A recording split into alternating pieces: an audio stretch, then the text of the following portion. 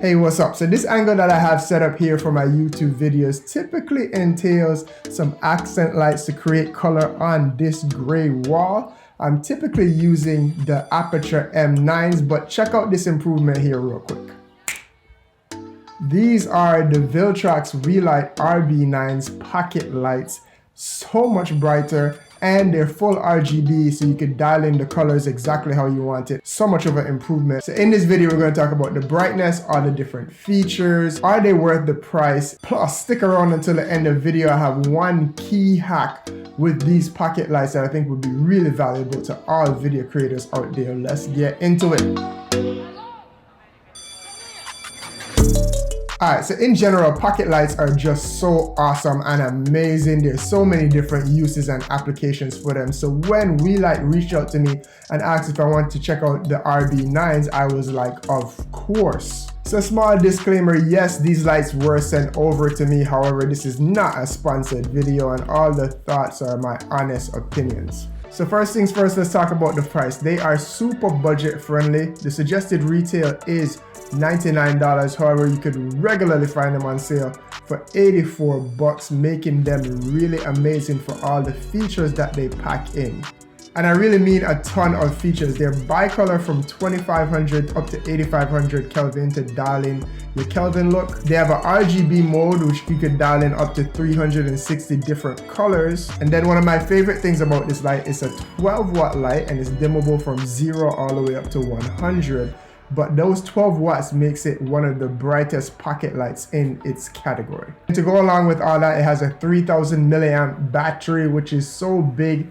Not only does it give it a ton of battery life, but you could charge a cell phone or other small accessories through the USB-C port in this thing, making it even more useful for things than just a light. So let's talk about what's in the box. It comes in a nice little package here. Open the box up, you have the light. You get a stand, a little tripod stand if you want to put it in different places, as well as a mount. This goes together on this stand if you want to put it in different places. A hot shoe mount if you want to put it on top of the camera, and then it comes with the USB-C cables that you need to connect it there. And then last and most importantly is it does come with this diffuser here to soften up the light if you want to just use it as a key light there. So I really love lights like these because they can help to create any kind of color and add color to any particular shot. Like I said, I'm using these here on the wall here, but they can create really good hair lights, especially if you're lighting with a practical and you want to dial it into the color of the practical. You could do that with the tungsten setting or with the RGB setting there. The light also comes with a bunch of built-in effects. Some of my favorite ones here are as follows. You have flash like a paparazzi, TV, flame/fire. You can dial those in either on the light itself or on the app here. And speaking of on the light, one of the things we all want to know with any gear that we're buying is what is the build quality. This feels really good. It feels nice and hefty in the hand. It has a nice aluminum build there to it. It looks really well made. It doesn't feel cheap at all. Even though it's a budget friendly product, this feels like it could hold up to the test of a run and gun videographer.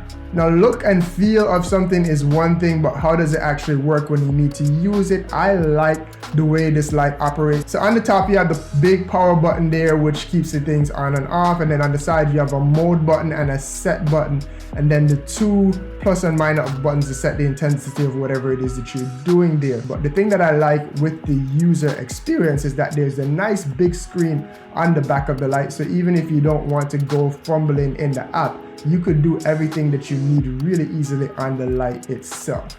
But if you do want to get a little bit more granular with things, there is the app support, and the app was really easy to install, and the user experience for that is pretty good as well. I just turned on the lights, they paired up immediately there, and then you could change the channels on the particular light if you want to set things up differently, or you could put everything in one channel and put different lights into different groups there. But then the app has everything that you would on the light, just a little bit more robust because you have it on a big screen. Whew, that is a ton of features and benefits to run through there for you guys. By the way, if you're liking this video so far, please go ahead, take the time to drop it a like. It really does help content creators like me create more content here on the platform. So a couple of things, kind of minor, but still I want to mention it there.